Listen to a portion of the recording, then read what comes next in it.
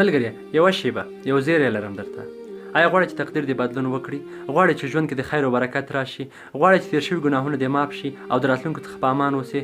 غواړې چې په مال او رزق کې د زیاتوالی راشي؟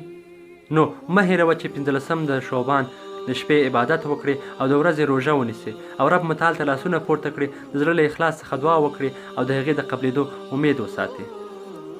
دا هغه مبارکه شپه ده چې په دې کې د تیر کال عملنامه تړل کیږي او د نوي کال لپاره تا دپاره نوې او سپینه پاڼه پرانیستل کیږي. که چیرته ته په اخلاص د الله تعالی څخه دعا وغواړې او هغه یې قبوله کړي، هغه به ستا په ژوند کې بدلون راولي، هغه به ستا په تقدیر کې بدلون راولي.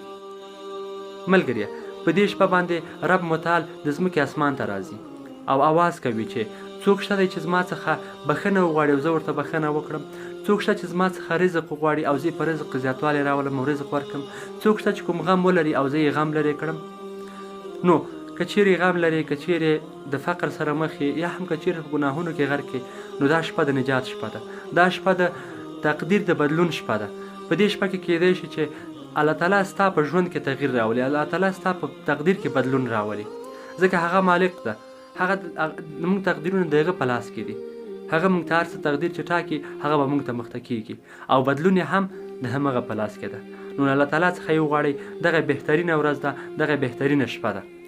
په همدغه اونۍ کې د پنجشنبې په ورځ په شپه باندې عبادت وکړئ، ورځ باندې روژه ونیسئ. هست او بریمان.